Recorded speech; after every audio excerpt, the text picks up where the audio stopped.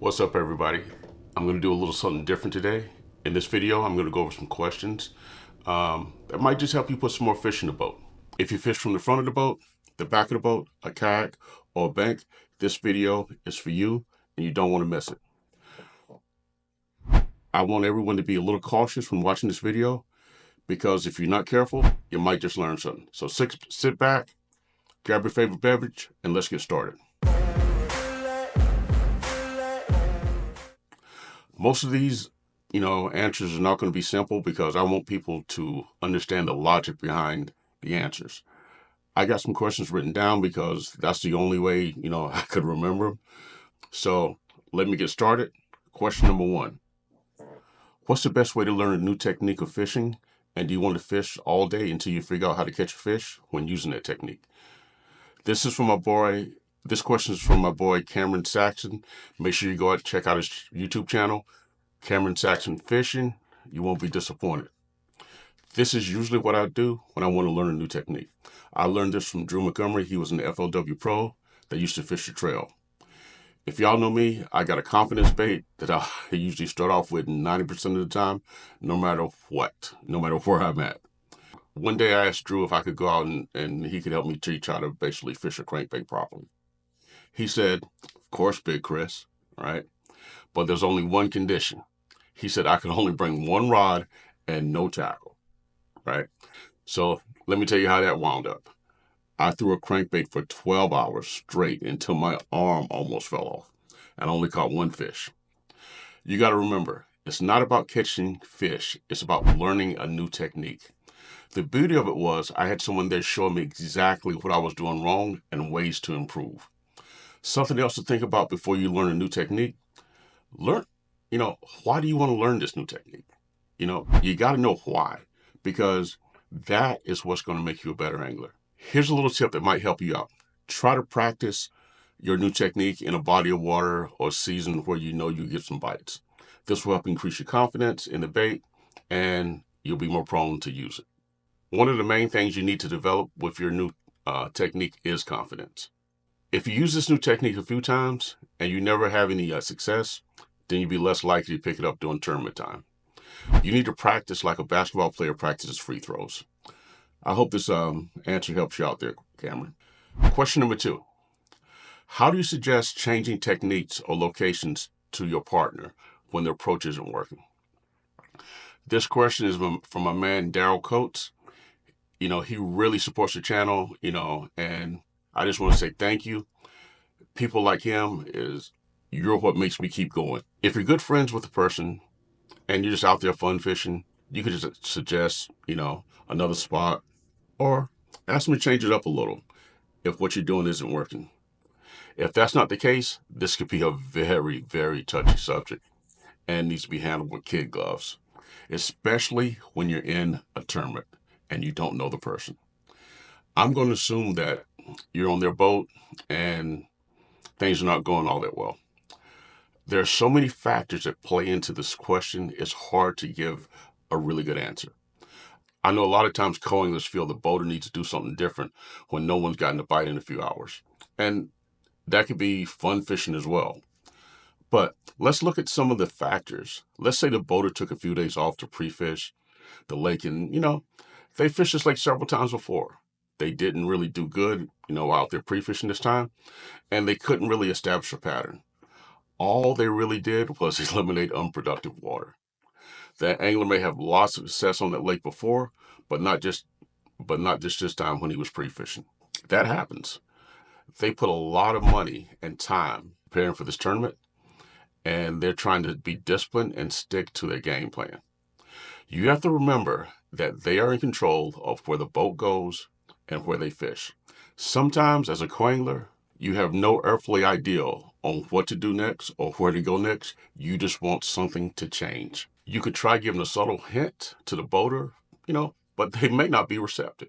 If you're very familiar with the lake, you may mention that to the boater and ask even if they want to be interested in going to some of your spots. When we're not catching fish, we usually try to find something to blame it on. And 99% of the time, as an angler, we succeed in doing that. Instead of doing that, let's take a different approach.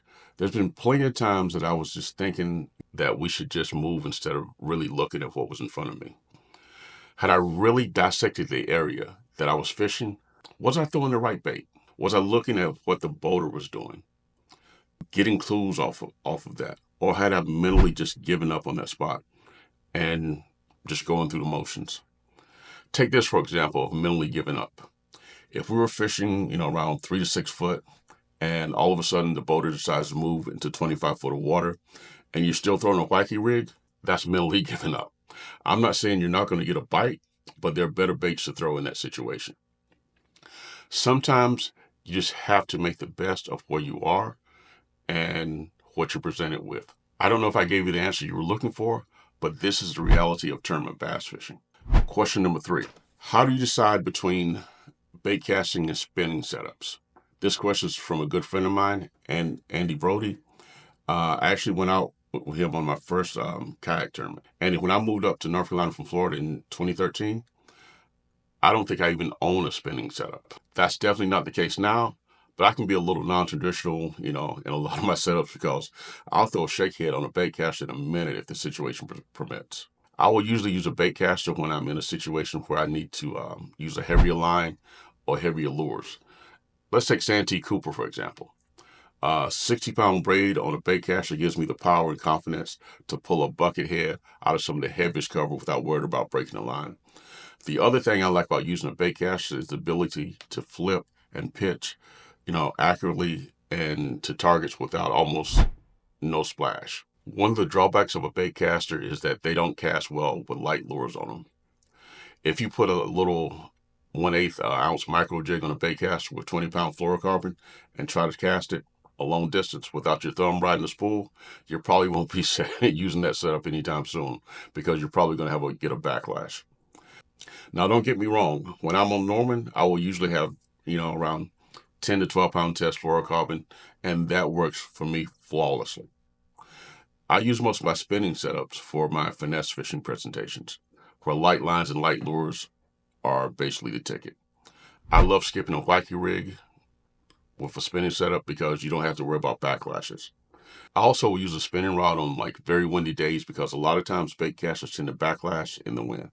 Each type of setup has lures that work better, on one than the other. So you may have to experiment a little to see what action you desire on the lure.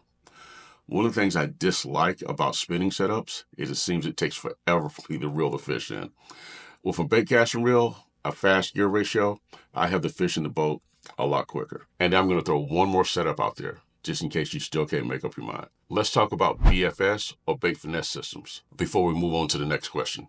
This kind of gives you the best of both worlds. You have a bait casting platform that gives you the ability to throw very light lures on very light line without any issues. But with everything, you have some hangups, and the main hangup with the BFS system is limited casting distance because of the spool size. The bottom line is that you have to select the right setup for the technique you want to use. It comes down to personal preference, which may change over time. Hope that helped you out there, Andy. Question number 4. Even though many people believe that frequent tournaments harm a body of water, Lake Norman has continued to get better and better with 3 fish limits in the dead of summer weighing up to 12 plus pounds. Why do you think Norman is getting better each year despite so many tournaments? We have this question coming from a local hammer, Chris Goodwin. He was a 2023 and 2024 back-to-back big bass winner on Lake Norman. I may get this question wrong, but I personally believe it's because of the spots. 5 years ago, no one would ever consider winning on Norman with just a bag of spots. Now catching 3 to 4 pound spots, that's not that uncommon. Sometimes you occasionally catch a 5-pounder. I'm going to go over some of the reasons Norman is getting better. 1, Lake Norman is loaded with fish, and with the use of forward-facing sonar, we are fishing for fish that we have never ever fished for in the past. You see people fishing out there in the middle of the lake, there's something out there, right? And now we can actually see the fish out there. So that's one reason. The next, there's grass in some places in Norman now, which creates a whole new ecosystem. I don't know how long it's going to last, but it is there now. The next thing, there seems to be a lot more hybrid fishing out there, which helps eliminate the #1 competition for shad in the lake. And the more bait, the larger the bass population can get, and the larger they can grow. I think that with all the pressure Lake Norman is getting, it's producing a smarter fish. Norman is changing. It used to be a lake that produced large numbers of fish. The lake is getting a little tougher to get bites, but you're catching a better quality of fish these days. With the introduction of the F1 program to help out in future years, Lake Norman is going to be a true contender. Once again, Chris, great question. Later in the video, I'm going to answer a question on how you can increase your chances of catching bigger fish in tournaments. Stay tuned and don't go anywhere. If you're finding this video helpful or it's got you thinking about how to improve your fishing game, please take a quick second and hit the like button below. Yeah, right there. No, is it right here, right here. I'm still waiting. Hit it. Question number 5. What do professionals mean when they say feeling out a snag to prevent getting your lures hung up? This question is from Kenley Martin. Make sure you go check out his channel with him and his wife on YouTube. The channel is called Life Unhooked. Kenley, I'm not a professional, but I love throwing the Texas rig, so I may be able to shed a little light on the situation. I think the most important thing we can do as an angler to not get hooked up is know the water you're fishing in, what the obstacles are, and what the bottom composition is.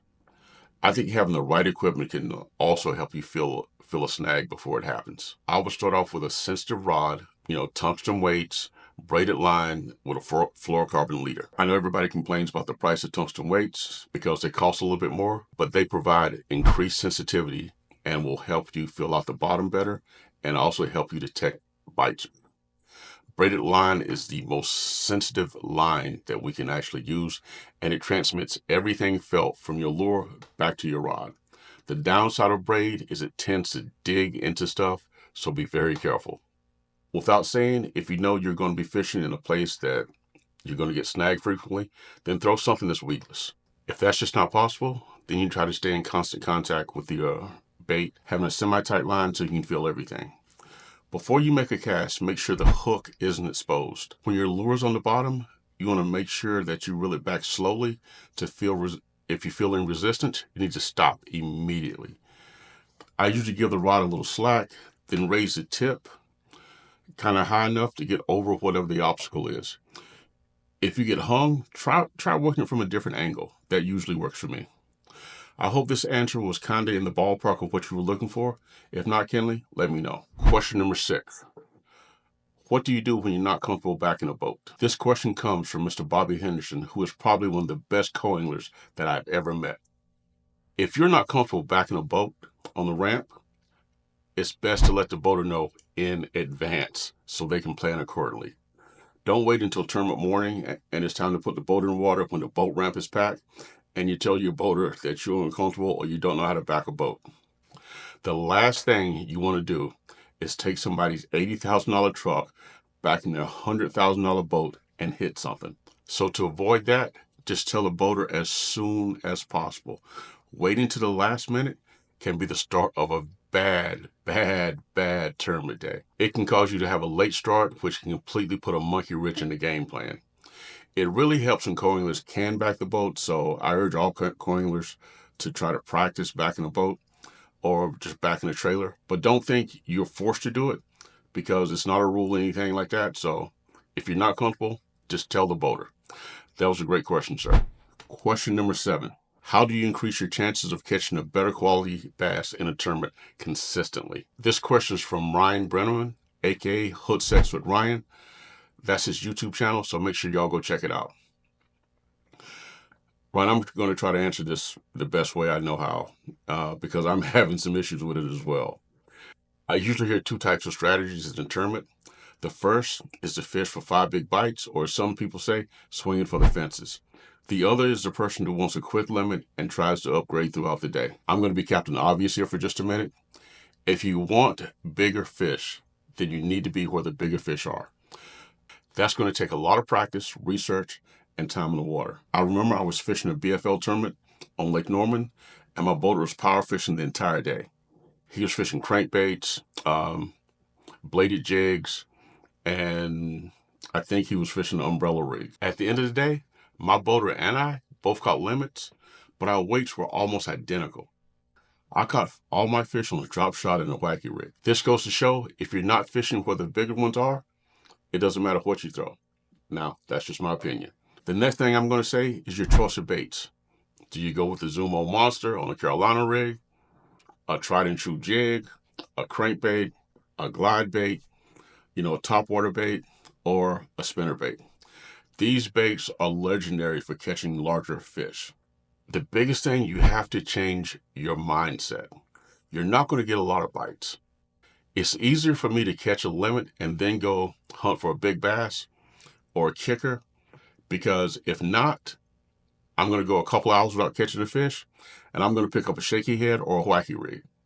The key is to not let your mind convince you to do that. You have to stick with your big fish game plan. The final thing is we have to know our prey and its behavior. Big bass usually isolate themselves, or should I say that smaller bass usually stay away from larger bass. I know we've seen all the videos of a 5-pound bass trying to eat a 2.5 or 3-pound bass, and it gets stuck, in the throat. And you see anglers pulling the fish out and letting both fish go. If I was a smaller bass, that'd be enough right there for me to stay away from the bigger bass. I'm not going to say that larger bass are always isolated and they're never with smaller bass, because there's always exceptions to the rule.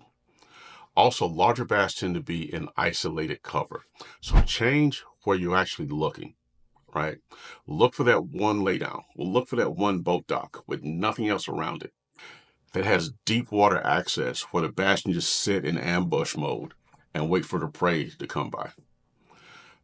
I hope that helps you, and I hope it helps me too.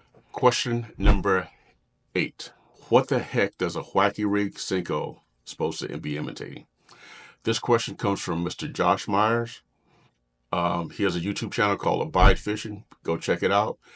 You will not be disappointed. When you look at a wacky rig Senko, the first thing you ask is, what is that supposed to look like to a bass, and why do they eat it?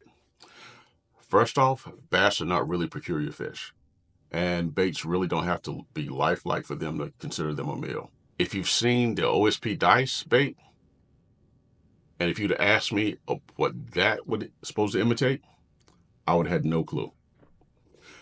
I think a wacky rig imitates 2 different things. First, it imitates an injured bait fish wiggling its head and tail at the same time. That's where you get that shimmy motion of that wacky rig. When it's sinking down to the bottom. Like when a shad gets hit, it just slowly sinks down to the bottom. The next thing I would say it imitates is a crawfish. When you pop it up off the bottom, it bends and the 2 tails resemble 2 claws. But when it starts to slowly sink, it actually resembles a crawfish, right? If you've ever seen one in the water swimming backwards. I think this is the reason when I first cast, I give it little subtle twitches imitating dying bait fish. And once it hits the bottom, I start like popping it like a darting crayfish, especially when I'm around rocks. Every time I pop it up, I try to imitate a crayfish. No matter what we think it looks like, we have to agree on this. It is a fish catching machine. Bass like it, and it gets bites. Question number 9. Why do a lot of people use a drop shot? This is a question from Megan, who's new to the channel. This is an excellent question, especially when you're starting out bass fishing. The straightforward answer is that this technique catches fish. When people think of drop shotting, they usually think of finesse style fishing in deeper water. A drop shot is a very, very versatile technique and will catch bass all year long in almost any body of water. Just to get rid of this myth, you can catch some big fish using a drop shot. I usually set my drop shot rig with a 10-pound braid tied to 6 to 10-pound fluorocarbon, tied to a fluorocarbon leader. When I'm somewhere like Santee Cooper, I'll use a variation of a drop shot called the power shot. I usually fish it on 30 to 50-pound braid, and I use a 14 to 20-pound fluorocarbon leader so I can use it in heavy cover. If you're not using a drop shot, you are missing out. Megan, I hope this sheds a little light on your situation. I'm sorry if I didn't get to your question this time, but I think I'm going to have to do another question and answer video because I got so many questions this time. If anyone out there has a question they would like me to answer, please send it to my Facebook messenger or email me at realtalkwc@gmail.com.